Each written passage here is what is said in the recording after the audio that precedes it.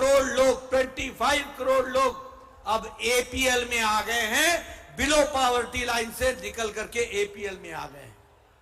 उसी तरीके से प्रधानमंत्री किसान सम्मान निधि लगभग 11 करोड़ किसान को, और आपके यहां 36 लाख किसान को 2000 रुपए प्रति चौथे महीने मिल रहा है, उसके बैंक के खाते में जा रहा है। प्रधानमंत्री जी ने तय किया है कि अगले 5 साल में हम दलहन में यानी दाल में, पल्स में और तिलहन में, तेल में हम आत्मनिर्भर बन जाएंगे, आत्मनिर्भर बन जाएंगे।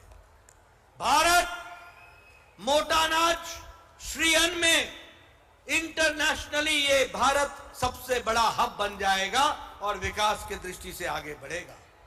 मित्रों, आज यहां पर प्रधानमंत्री आवास योजना नहीं है। आप सैदी रेड्डी जी को आप चुनाव जिताइए, 4 करोड़ मकान मोदी जी ने बनाए हैं, और तुम्हारे बीआरएस ने 2 BHK का धोखा दिया कि नहीं दिया? धोखा दिया कि नहीं दिया? अब मोदी जी 3 करोड़ और पक्के मकान बनाएंगे और आपको मकान दिया जाएगा। इस तरीके से विकास होगा।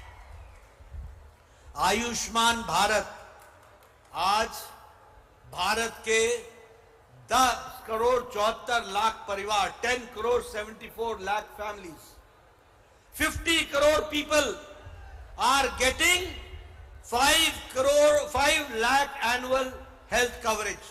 5 लाख रुपए का हेल्थ कवर मिल रहा है। मैं आपसे निवेदन करूंगा, जब मैं आयुष्मान भारत की बात बोलता हूं तो मैं आपसे निवेदन करूंगा कि आप सैदी रेड्डी जी को चुनाव जिता करके भेजिए। आपसे यहां 26 लाख आयुष्मान भारत के लोग हैं, 26 लाख।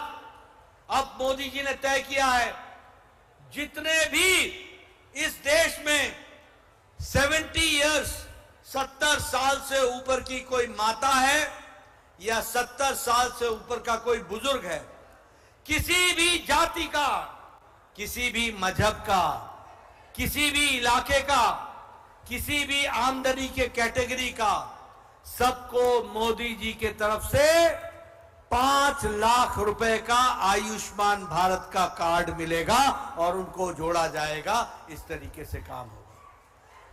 हमारे किन्नर भाइयों को भी 5 लाख रुपए का हेल्थ कार्ड मिलेगा। और मैं एक बात और बता दूं, ये जो प्रधानमंत्री आवास योजना बनेगा ना, इस पर मोदी जी ने तय किया है कि प्रधानमंत्री सूर्य हर घर मुफ्त बिजली योजना, हर घर के ऊपर सौर ऊर्जा लगेगा, सोलर एनर्जी का प्लांट लगेगा और हर घर की बिजली मुफ्त हो जाएगी और बिजली का बिल 0 हो जाएगा 5 साल के अंदर। और जो बिजली का बिल जो आपका 0 हो जाएगा और जो आप बिजली खर्च करने से रह जाएंगे, वह बिजली सरकार खरीद लेगी और आपको आमदनी का साधन मिलेगा। इसलिए मित्रों, हर तरीके से विकास को जोड़ने का काम किया है। मैं यहां यह भी बताना चाहता हूं कि हमारे सैदी रेड्डी साहब, जो हमारे बहुत ही होनहार कार्यकर्ता हैं और एमएलए रहे हैं, अब ये लोकसभा में जाएंगे तो मैं युवाओं को बोलना चाहता हूं, यूथ को बोलना चाहता हूं, जब भारत तीसरे नंबर की इकोनॉमी बनेगी तो नालगोंडा में भी विकास होगा और एम्प्लॉयमेंट मिलेगा और युवाओं को जोड़ा जाएगा, उसको आगे बढ़ाया जाएगा। मित्रों, मैंने आपको मोदी जी के विकास की कहानी बताई, सारी बातें मैंने आपसे तफसील से रखी। कैसे इंफ्रास्ट्रक्चर बढ़ रहा है, कैसे गांव, गरीब, महिला, युवा, किसान सबकी चिंता हो रही है, कैसे नए नए आयाम स्थापित हो रहे हैं, कैसे युवाओं के अरमानों को पंख लग रहा है, कैसे महिला सशक्तिकरण हो रहा है, विमेन एम्पावरमेंट हो रहा है, कैसे किसानों का एम्पावरमेंट हो रहा है, कैसे ट्राइबल को ताकत दी जा रही है, कैसे हमारे दलित भाइयों को ताकत दी जा रही है। लेकिन मैं ये बताना चाहता हूं कि कांग्रेस पार्टी और बीआरएस ये लोग आपके हक को छीनने की तैयारी कर रहे हैं। आपके हक को छीनने की तैयारी कर रहे हैं। कांग्रेस पार्टी ने कहा है कि वो माइनॉरिटीज को प्रेफरेंस देंगे। मतलब क्या हुआ? मतलब ये हुआ जो उन्होंने ज्वाइंट आंध्र प्रदेश में किया था, और वो ज्वाइंट आंध्र प्रदेश में उन्होंने क्या किया था?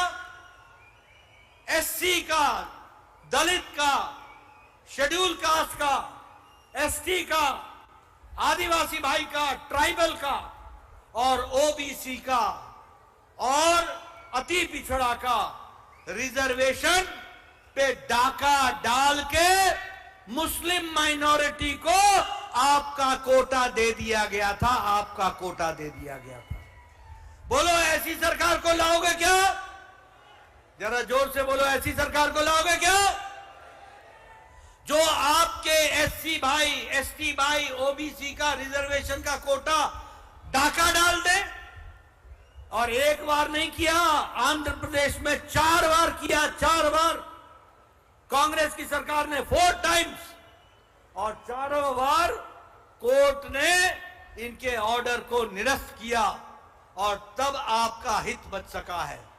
मित्रों, मैं बताना चाहता हूं, कर्नाटक में ओबीसी का 4% का रिजर्वेशन काट के, डाका डाल के मुस्लिम को देने का काम सिद्धारमैया की सरकार ने किया। और जब हमारी सरकार आई, बोमई सरकार, तो हमने वापस ओबीसी को उसका हिस्सा दिलाया, और सिद्धारमैया फिर से बुरी नजर लगाकर उनका हिस्सा लेने लगा है। मित्रों, मैं आपसे कहना चाहता हूं, ये कांग्रेस पार्टी को कभी आने मत देना। बीजेपी, मोदी जी, सैदी रेड्डी को लाना। मैं विश्वास दिलाता हूं, एससी, एसटी, ओबीसी किसी का भी आधा % भी रिजर्वेशन का हक नहीं जाने देंगे। पूरी ताकत से आपके साथ खड़े रहेंगे। मित्रों, ये भ्रष्टाचारी कांग्रेस पार्टी, ये तुष्टीकरण करने वाली कांग्रेस पार्टी, ये राम विरोधी है, एंटी राम है। सोनिया गांधी की सरकार यूपीए ने कोर्ट में एफिडेविट दिया, और क्या कहा? राम काल्पनिक है, राम इमेजिनरी है। जाओ जाके देखो सुप्रीम कोर्ट के एफिडेविट को। राम काल्पनिक है, राम इमेजिनरी है, इसका कोई ऐतिहासिक वजूद नहीं है।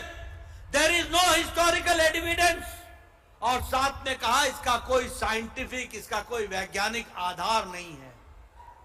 आप बताइए, कपिल सिब्बल ने कोर्ट में कहा था कि नहीं कहा था कि राम जन्मभूमि का केस को लटकाओ, अटकाओ, भटकाओ? कहा था कि नहीं कहा था? रोका था कि नहीं रोका था? आपने मोदी जी को प्रधानमंत्री बनाया, कोर्ट ने राम मंदिर का रास्ता प्रशस्त किया, और 22 जनवरी को कठोर अनुष्ठान के बाद भव्य राम मंदिर में मोदी जी ने राम लला का प्राण प्रतिष्ठा किया, और राम लला आज विराजमान है। बोलिए, ऐसे राम विरोधियों को आगे आने दोगे क्या? बोलो, ऐसे राम विरोधियों को आगे आने दोगे? मित्रों, मैं आपको एक बात और बताना चाहता हूं, ये सनातन विरोधी भी हैं, ये सनातन विरोधी भी हैं।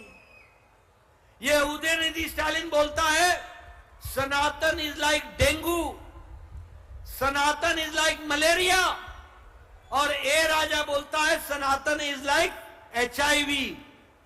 और राहुल गांधी का मुंह चुप है, सोनिया गांधी को दिखता नहीं है, राहुल गांधी बोलते नहीं है, प्रियंका गांधी को सुनता नहीं है। बोलो, ऐसे सनातन विरोधियों को आने दोगे क्या? बोलो, आने दोगे क्या? जो एक शब्द नहीं बोलते सनातन के पक्ष में, ऐसे सनातन विरोधी, ये राष्ट्र विरोधी भी हैं, ये राष्ट्र विरोधी भी है। मैं पूरी जिम्मेवारी से बोल रहा हूं। JNU में, जवाहरलाल नेहरू यूनिवर्सिटी में नारे लगे, भारत होंगे तेरे टुकड़े टुकड़े इंशाअल्लाह इंशाअल्लाह। वहां नारे लगे, अफजल हम शर्मिंदा हैं, तेरे कातिल जिंदा हैं।